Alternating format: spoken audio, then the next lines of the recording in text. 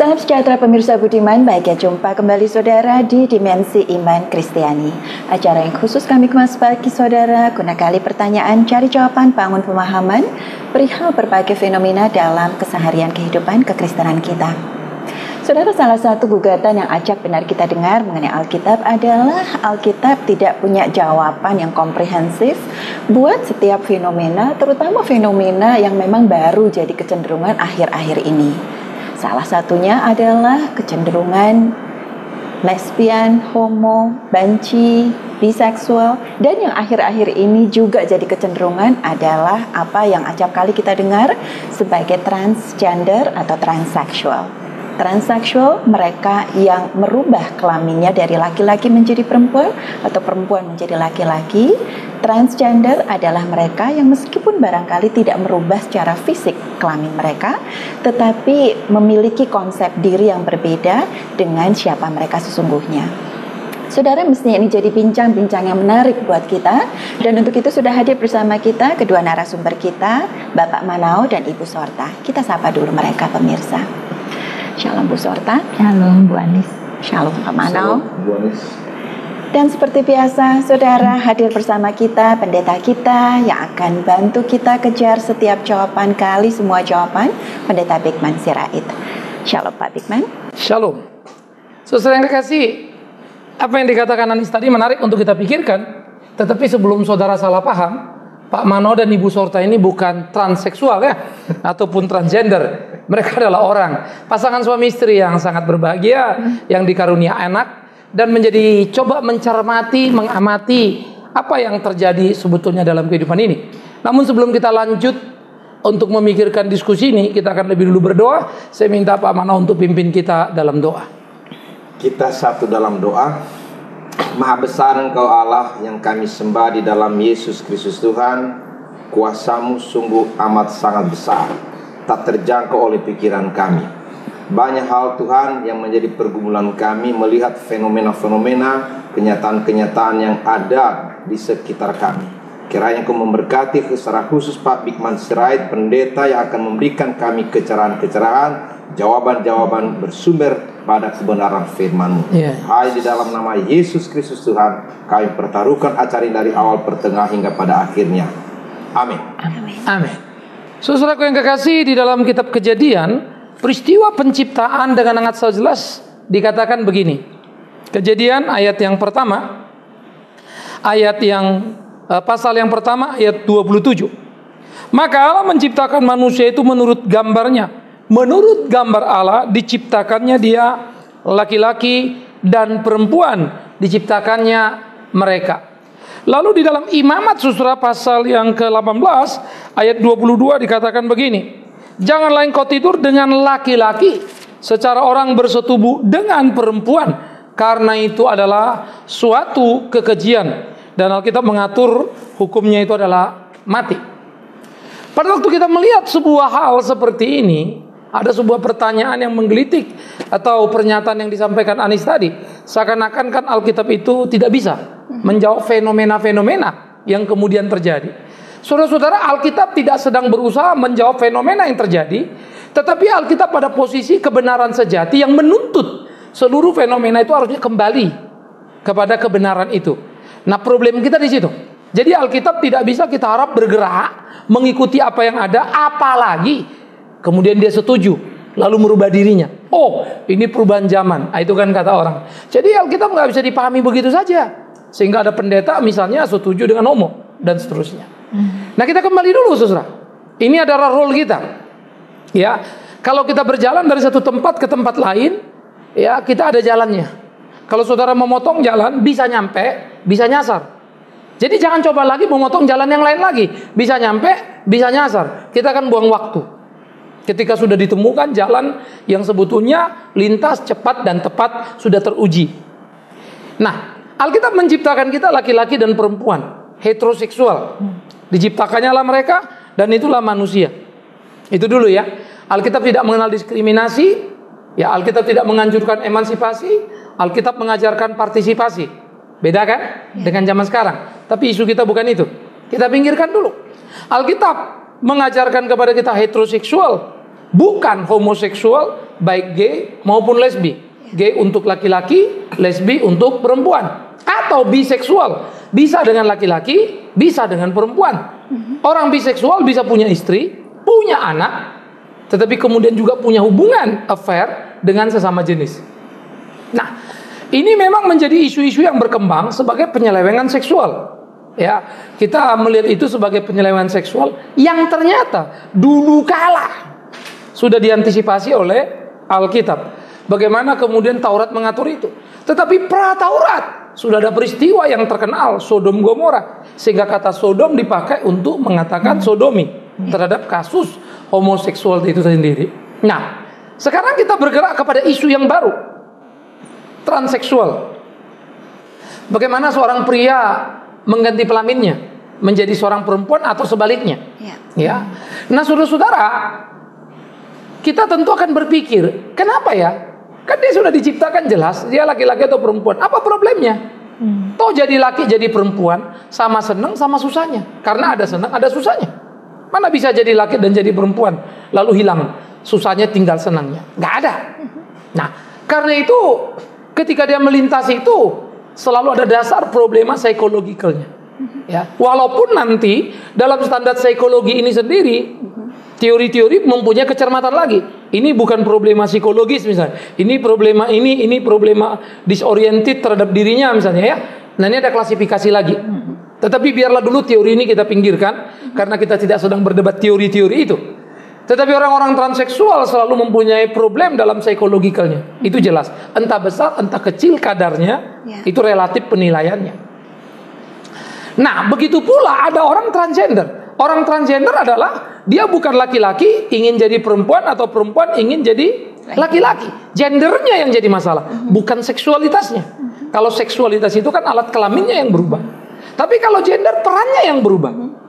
Sehingga dia bisa menjadi seorang laki-laki yang memerankan diri bahwa dia perempuan. Atau seorang perempuan yang memerankan diri bahwa dia laki-laki. Sehingga dia sangat menikmati misalnya sebagai seorang laki-laki diatur istrinya. Dia menikmati urusan di dapur. Dia menikmati suaminya istrinya cari makan segala macam. Betul-betul dia ngurusin anak segala macam. Sampai kadangkala dalam wacana normal kita akan bilang, loh, ini nggak salah di rumah tangga. Kok istrinya yang banting tulang, suaminya di rumah. Tapi gila juga nih suami ya. Kok hebat amat ngurus tuh anak gitu ya. Tapi kita lihat suaminya bereok, bekumis. Nah, terjadi transgender tadi. Dia memainkan peran yang berbeda pada kelamin yang dia punya. Nah, hal-hal ini menjadi sesuatu yang jadi serius. Ada problema psikologi, saya jawab yes. Tetapi dalam perkembangan, bagaimana sebuah falsafah atau cara berpikir dibangun, ini bisa mempengaruhi cara berpikir tiap orang. Sehingga atas nama keyakinan, akibat indoktrinasi dari filosofi tadi, dia mengambil satu sikap yang berlawanan dengan tatanan sosial yang umum, yang berlaku. Nah, karena itu jangan kemudian saudara jadi bingung. Karena memang ini akan makin menggila. Karena apa? Karena falsafah hidup yang dibangun sudah semakin menggawat. Ya, jadi ada orang laki-laki transgender menjadi wanita karena simpatik yang mendalam terhadap aniaya yang dialami wanita. Dia masuk ke sana untuk mengatakan simpatinya. Tetapi ada nggak problema kejiwaan? Pasti. Apa yang terjadi pada isu-isu filosofis tadi? Rasa keberpihakan tadi itu hanyalah pemicu terhadap gejala yang sebetulnya sudah ada. Hanya saja mungkin gejala ini tidak meledak kalau tidak ada efek pemicunya. Nah, itu yang terjadi. Sehingga memang orang kemudian lebih concern pada pemicunya. Ya, dan melihat sebab itu lebih karena simpatiknya pada wanita. Tapi kan simpatik pada wanita kan kita laki-laki tidak perlu jadi wanita toh. Cukup yuk hargai wanita. Taruh dia pada tempatnya. Bela wanita kan hak-haknya. Kan itu. Nah, jadi keunikan di dalam cara tadi ada kandungan di sana. Paling tidak struktur berpikir sejak kanak-kanak yang dibentuk. Tapi kalau saya bilang problema psikologi, ingat ya. Jadi tidak serta-merta ada gangguan kejiwaan yang hebat di sana. Tetapi dia sudah punya konsep yang dibangun sejak dulu di dalam dirinya ketika masih kanak-kanak. Ada kandungan-kandungan yang tadi akhirnya membentuk satu opini di dalam dirinya. Dan sebetulnya dia sudah memainkan peran itu tanpa sadar. Tinggal tunggu peledakan pemicu saja. Jadi dua unsur tadi, baik psikologi maupun filosofi, yaitu cara berpikir yang mempengaruhi dia, itu ada. Nah, saudara-saudara, Ini memang jadi diskusi menarik bagi kita. Belum lagi di Indonesia juga pernah meledak kasus itu sampai membuat kita geleng-geleng. Kok bisa ya? Ya, tetapi memang ini. Nah, kalau di luar negeri seperti Amerika khususnya, Amerika adalah negara paling liberal di seluruh dunia. Dan segala kegilaan itu ada di sana.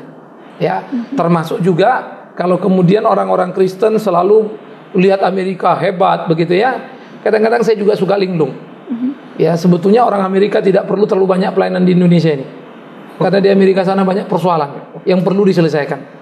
Tetapi mungkin orang Amerika terlalu pintar untuk dikhotbahi. Jadi susah. Maka dia pergi ke Indonesia. Kenapa? Saya tidak mau teruskan. Nah, silakan Anis begitu. Ya, terima kasih Pak Bigman. Bu Sorta, pertanyaan pertama saya ingin lemparkan pada Bu Sorta, Pak Manau. Alasan kenapa kita ingin mengangkat topik ini adalah buat kita semua untuk dapatkan pembelajaran bagaimana Alkitab mengajarkan kita pemikiran-pemikiran yang terkait dengan fenomena ini. Kemudian untuk melengkapi pembelajaran kita juga ingin merujuk pada wilayah hukum, aspek hukum dari fenomena ini. Hal yang paling buruk yang bisa kita dapatkan dari program ini adalah Bu Sorta, ketika kita bersikap kita membicarakan masalah mereka yang lain seolah-olah kita berempat lebih baik daripada mereka.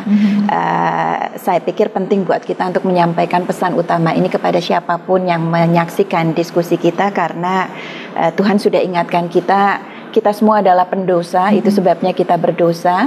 Fakta bahwa mereka yang memilih untuk merubah kelamin mereka atau mereka yang berada dalam situasi transgender, ada perlawanan terhadap kodrat mereka sebagai wanita atau sebagai pria, tidak membuat mereka lalu jadi lebih buruk daripada kita tentunya, karena kita semua adalah pendosa dan karena itu kita juga berdosa.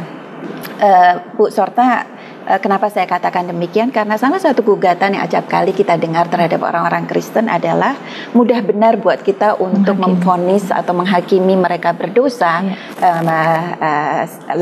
Kita tidak seberdosa mereka. Padahal pertanyaan yang acap kali mereka tanyakan pada kita adalah, tahukah Anda apa yang saya rasakan? Saya berada pada posisi di mana saya berada. Tahukah Anda apa yang saya rasakan? Dan tahukah Anda cara untuk menolong saya? Karena tidak selalu saya juga ingin berada di situasi di mana saya berada sekarang. Kita coba klasifikasikan, ada gay, ada lesbian, ada homoseksual, ada biseksual. Kemudian kita bicara soal transgender, mereka yang menyangkal kodratnya sebagai pria atau sebagai wanita. Dan kita bicara juga mengenai transseksual, mereka yang bahkan memutuskan untuk merubah kelaminnya secara fisik dari laki-laki menjadi pria, dari pria menjadi wanita. Bu Sorta, ada yang mau dibagi perihal itu? Iya, karena kita melihat orang-orang yang punya penyimpangan atau tampil seperti itu yang tidak sejati, ya, laki-laki bersikap seperti banci atau wari atau sebagaimana, kita tidak akan merasa jengkel kalau mereka tidak mengganggu kita, gitu ya. Itu menjadi seperti hal yang biasa saja kalau kita melihat di tengah jalan, ada itu, gitu ya. Tapi kalau kita lihat lagi, ada beberapa orang yang walaupun berpenampilan tidak seperti seorang laki-laki atau perempuan yang sejati, mereka berbuat baik kepada kita, masyarakat di sekitarnya. Kita bisa menaruh hormat juga, ternyata bisa respect juga kepada mereka. Jadi saya melihatnya ya, sosial kita sekarang ini, hal-hal yang seperti itu tidak lagi menjudge itu mereka itu jahat, dosa dan sebagainya kalau mereka tidak mengganggu, gitu. Sebatas mereka tidak mengganggu. Tapi kalau mereka sudah mulai mengganggu, seperti di jalan tuh mulai memaksa, ya, kalau di jalan-jalan lampu merah yang mereka menyanyi lalu sampai gedor-gedor kaca, itu kita jadi seperti takut dan marah, jengkel gitu dengan mereka. Tapi kalau hanya yang warawiri aja di jalan dengan laki-laki dengan make up seperti wanita, kita bisa senyum kok. Kita bisa senyum dan kita tidak menjudge mereka jahat atau dosa gitu. Itulah mereka. Kita bisa menerima gitu. Itu sebatas pengalaman saya, ya. Dan buktinya banyak orang bisa menghargai ketika seorang yang mengganti kelamin itu berbuat baik, berbuat menolong sesama, bisa respect, bisa hormat gitu. Tidak lagi menganggap mereka itu kalangan orang berdosa. Jadi saya lihat itu tergantung dari pemahaman tiap orang sih, memandang Ya, artinya Bu Sorta mentenggarai bahwa mereka sebetulnya punya kesadaran ketika mereka melakukan itu, atau itu sesuatu yang berada di luar wilayah kontrol mereka? Kalau itu orang berpenampilan tidak seperti dia sesungguhnya, itu kan tidak tiba-tiba ya, proses. Jadi baru dia muncul seperti itu. Jadi saya melihatnya memang kalau orang yang sudah berulang-ulang dan dia sudah menata sedemikian rupa, itu sadar kok. Mereka sangat menyadari. Jadi seperti Pak Bigman tadi, ketika timbul konsep itu, dia di mindsetnya ingin merubah, menolak atau memberontak keadaan dirinya, disitulah dia pada saat itu tidak sadar. Tapi ketika dia sudah terus-menerus menahun atau berulang-ulang dia berpenampilan seperti itu, saya rasa dia sudah menyadari, inilah aku, sudah inilah aku, inilah bagianku, gitu. Ya, Pak Manao, sebetulnya pertanyaan berikut ini pertanyaan yang saya ingin sekali Pak Bigman bisa bagi dan bantu kita pahami apa yang Alkitab katakan mengenai fenomena ini. Cuma sebelum kita ke Pak Bigman, saya ingin lebih dulu Pak Manao bantu kita untuk lihat ini dari aspek hukum barangkali. Kita bicara soal transseksual, mereka yang memutuskan untuk merubah kelaminnya. Kita bicara laki-laki menjadi perempuan, perempuan menjadi laki-laki, kelaminnya saja. Pak Manao, sebetulnya ada kategori lain lagi selain yang laki-laki menjadi perempuan atau perempuan menjadi laki-laki. Apa yang kita biasa dengar sebagai istilah hermaprodit. Artinya secara fisiologis memang mereka dilahirkan dengan alat kelamin ganda. Kemudian ada proses yang saya pikir mesti mereka lewati untuk memutuskan saya laki-laki kah atau saya perempuan kah. Kemudian memilih untuk menyempurnakan apa yang kemudian mereka miliki dan bisa kita katakan tidak sempurna. Pak Manao bisa bagi aspek hukumnya, sudut pandang hukumnya terhadap kasus ini saja dulu sebelum kita masuk ke transgender dan transseksual secara umum. Baik Mbak Anis. Jelas Alkitab memberikan kejelasan bahwa Adam dan Hawa itu diciptakan segambar dengan Allah, laki dan perempuan. Terhadap kenyataan bahwa ada yang memang tidak jelas kelaminnya atau dia tidak puas terhadap kelamin yang sekarang dia punya, memang itu adalah fenomena yang sedang berkembang. Kalau ditanya, ada dua aspek di sini, yaitu aspek fisik dan aspek juridis. Fisik itu urusannya Pak Dokter. Walaupun ini juga ada aspek juridisnya. Ketika dokter melakukan transseksual ini dari perempuan ke laki, ada enggak landasan hukumnya di Indonesia? Demikian juga bagi yang bersangkutan. Kalau dia punya keinginan untuk melakukan itu, ini ada landasan hukumnya nggak di Indonesia? Jelas Mbak Anis, saya sudah coba melihat secara hukum di Indonesia belum ada undang-undang yang mengatur baik terhadap subjek yang ingin merubah maupun kepada dokter yang melakukan perubahan itu. Nah, ada hal-hal yang harus dipertimbangkan oleh hakim. Kendati tidak ada undang-undangnya, tapi kalau hal ini dibawa kepada pengadilan, pengadilan harus memberikan jawaban. Ada istilahnya itu judgment law. Hakim harus membuat hukum ketika hukum itu tidak mengaturnya. Nah, yang menjadi pertimbangan hakim, dan itu saya sangat sependapat, hakim itu harus mempertimbangkan secara fisik dulu. Apakah ini memang ada kenyataan bahwa orang ini berkelamin laki-laki atau perempuan. Lalu yang kedua, dalam kasus-kasus seperti yang ada di Purwokerto itu, memang benar dia dilahirkan perempuan, tapi ada perkembangan dia laki-laki. Maka yang perlu bagi hakim harus melihat dari segi medis, sebetulnya anak ini dia punya rahim dan ovarium atau tidak. Ternyata diteliti itu tidak punya rahim dan tidak punya, maka ini laki-laki. Lalu dari segi aspek kejiwaan, aspek sosial, masyarakat bagaimana? Sehingga pertimbangan-pertimbangan inilah yang membuat hakim harus yakin. Tetapi saya mau garis bawahi, kalau perubahan seksual itu hanya sekedar hobi atau suka-suka, itu hakim juga harus menolak. Karena apa?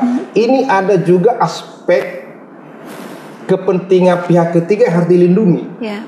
Misalnya ketika dia membuat utang misalnya berjenis kelamin laki-laki, ketika utang ditagih, dia sudah berganti kelamin sebagai perempuan, lalu identitas KTP-nya pun sudah berubah, dia bisa mengatakan itu bukan aku itu. Nah, ini kan berbahaya. Sehingga perubahan ini pun kalau toh itu dimungkinkan secara medis harus dilegitimasi melalui putusan pengadilan. Sehingga KTP-nya atau identitasnya bisa dirubah secara sah. Barangkali itu yang saya bisa bagi-bagi. Satu saja pertanyaan sebelum kita kembali ke Pak Bigman meneruskan apa yang Pak Manau tadi katakan. Argumentasi buat mereka yang mendukung hak seseorang untuk melakukan perubahan alat kelamin, perubahan seksual adalah HAM. Hak asasi manusia. Dan kedua, argumentasi mereka mengatakan bahwa secara sosial saya tidak mengganggu yang lainnya karena ini adalah tubuh saya sendiri dan saya memilih untuk melakukan demikian. Jawaban singkat saja sebelum kita kembali ke Pak Bigman. Saya pikir sah-sah saja orang bicara HAM, tetapi HAM itu pun harus tetap didasarkan kepada kebenaran firman Tuhan dan faktanya. Jadi kalau nyata-nyata memang seperti tadi ada ketidaksempurnaan, ada kegandaan, maka memang kalau ini secara hukum juga itu dapat dibenarkan. Tetapi kalau karena hobi atau suka-suka atau apalagi kalau misalnya dalam rangka ingin menghindari tanggung jawab pada pihak ketiga, hukum juga harus tegas, harus menolak keadaan ini walaupun dengan alasan HAM. Dan tidak merugikan orang lain. Jelas-jelas kalau ada niatnya untuk menghilangkan identitas, untuk menghilangkan tanggung jawab ke pihak lain, hakim pun harus bisa menolak permohonan seperti barangkali itu, Mbak. Terima kasih Pak Manau. Ketika operasi itu memang perlu dilakukan karena seseorang dilahirkan dengan kelamin ganda. Apa yang Alkitab katakan mengenai hal itu, Pak Bigman? Kan tadi kita sudah bicara hermafrodit sebagai satu fakta. Tetapi kan hermafrodit itu kalau ditelusuri pada keputusan dini bahwa kemudian diketahui orang ini hormonnya lebih kemana, kromosomnya lebih kemana, laki-laki atau perempuan, keputusan kan sudah bisa dibuat tanpa harus menunggu 6 tahun atau 10 tahun kemudian, sehingga membuat problema yang sangat serius.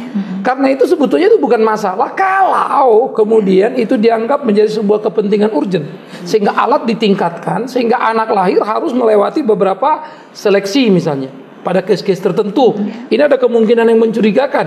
Ya ada tindakan lanjutan dong sebelum anak itu keluar rumah sakit, sebelum akta kelahirannya dibuat kan begitu. Nah, ini mestinya. Tetapi kan memang kita nggak pernah anggap itu. Ya rumah sakit selesai sudah. Nah mestinya itu tidak problem kalau saja mau tahu sejak dini. Tapi jadi problem karena tidak mau tahu. Jadi bukan masalah Alkitab, bukan masalah boleh tidak boleh, kan gitu. Itu kan jadi problema ramai ketika umur 10 atau 20. Ya. Tetapi sebetulnya itu kan keputusan tertunda. Keputusan tertunda yang salah jangan ditimpa. Alkitab tidak mengantisipasi. Kok Tuhan atur begini begono? Kitanya yang celaka. Nah, sementara kemungkinan terjadi hermafrodit memang ada, itu fakta. Ya, tetapi bukan tidak ada pada gender apa sebetulnya dia. Nah, maka itu menjadi bagian medis yang bisa diantisipasi. Orang lahir misalnya ada hermafrodit, ada orang lahir buta, ada orang lahir kembar siam, macam-macam. Itu menjadi semacam satu situasi akibat dosa. Sangat dimungkinkan. Alkitab tidak salah.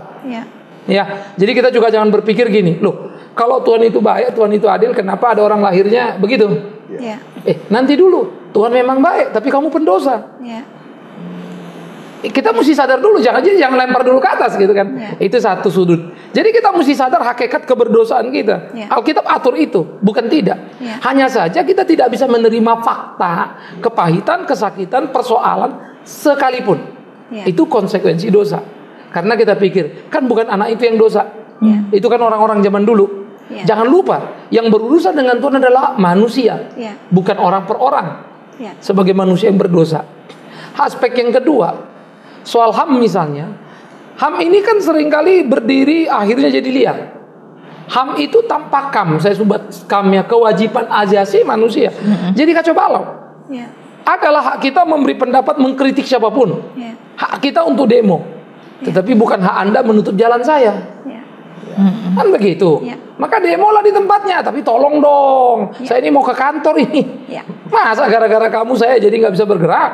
Kan begitu. Jadi hak saya untuk boleh jalan bebas karena sudah bayar STNK mobil nih, udah bayar pajak tiap tahun. Di mana? Ya. Nah, jadi hak sama kewajiban harus balance juga begitu. Sehingga isu ini jadi isu yang tertib. Ya. Kalau HAM itu melanggar hukum, ya dihukum dong. Ya, jika seseorang sudah keburu melakukan operasi kelamin dalam kenaifannya, dalam ketidaktahuannya, dan kemudian menjadi sadar bahwa itu adalah hal yang salah dia lakukan, apa yang kemudian yang bersangkutan mesti lakukan? Merubah kelaminnya kembali atau berangkat dari titik itu karena kita diajarkan semua dosa yang sudah terjadi dilupakan oleh Tuhan. Pemirsa, inilah alasan kenapa kami selalu mengajak pemirsa untuk setia jelang setiap episode Dimensi Iman Kristiani yang melalui pelayanan media Antioquia memang kami kemas khusus bagi saudara. Kita syukuri iman Kristen kita saudara. Kita minta Pendeta Bikman Sirait tutup dan rangkum pembelajaran kita dan pimpin kita dalam doa. Saudara-saudara, ketika kita berbicara sesuatu yang sudah lalu, saya selalu mengatakan begini, semua orang punya masa lalu yang hitam, tapi semua orang itu berkewajiban sesudah kenal Tuhan membangun masa depan yang putih. Jangan diskusikan masa lalu, ya. Nah, jadi ini yang kita mesti kembali kepada proporsi yang seharusnya. Bagaimana sekarang dan ke depan. Nah, ketika itu sudah terjadi, pas apa tidak buat dia? Itu dulu yang mesti kita lihat. Ya, legal apa tidak? Jangan sampai juga karena cocok buat dia melanggar hukum kita lanjutkan. Gereja juga salah, kan begitu. Maka ada berbagai pertimbangan yang dimana ketok palu itu bukan hanya pada gereja. Karena urusan medis itu urusan dokter. Urusan legalitas itu urusan hukum. Gereja pun harus mampu bekerja sama. Karena itu orang Kristen harus menahan mulutnya untuk terlalu mudah menghakimi apa yang dia tidak tahu. Maka saya suka Alkitab. Menghakimi tidak salah, boleh, asal dengan adil. Adil artinya kamu tahu kasusnya dengan benar, kamu putuskan. Yang kedua, adil artinya kamu hukum orang itu karena memang kamu bersih, dia salah. Tapi jangan hukum dia saat sama sebenarnya kamu juga mesti dihukum. Kalau kamu hukum dia, hukum juga dirimu. Itu adil, benar gitu ya. Nah, jadi di dalam proporsi seperti begini, elegansi bersikap itu perlu dibangun. Ya, sehingga saudara-saudara yang kekasih, berbagai isu boleh datang silih berganti. Tapi kalau kita berpegang pada kebenaran, sebetulnya tidak terlalu sulit. Yang menjadi persoalan adalah ketidakterimaan kita terhadap sebuah fakta dan ketidakpuasan akal budi kita ini. Karena maunya semuanya dipenuhi oleh apa yang kita mau. Banyak pergumulan, banyak pemikiran. Ya, kirimkan kritik, saran ataupun pertanyaan saudara yang mungkin perlu kita bahas, kita akan perhatikan dan pertimbangkan. Banyak topik yang mungkin menjadi pergumulan. Kita punya program tapi terbuka untuk saran. Nah, kita akan berdoa saudara yang kekasih untuk bagian yang pasti menggelitik dan membuat Anda bertanya-tanya, bukan? Sisanya seperti apa? Dan kita akan berdoa, Ibu Sorta akan pimpin kita dalam doa. Kita berdoa. Bapa yang baik, kami mengucap syukur Tuhan untuk pembincangan kami pada saat ini. Banyak hal yang tertinggal atau belum sempat dibahas, tetapi kami percaya Bapa, oleh karena ini kami bicarakan adalah untuk menyenangkan hati-Mu, maka Engkau akan terus bekerja, Engkau akan terus menolong saudara-saudara kami yang masih dalam kebimbangan dan keraguan dan merasa tertekan. Tuhan, biarlah Roh Kudus-Mu akan menolong mereka, dan apa yang kami bicarakan ini boleh menjadi perhatian mereka dan boleh membawa damai sejahtera buat mereka. Terima kasih Bapa yang baik untuk semua yang sudah kami bicarakan ini, kiranya menjadi hormat kemuliaan bagi nama-Mu dan menjadi berkat bagi banyak orang. Terpujilah nama-Mu, dalam nama Yesus kami berdoa. Amin. Amin.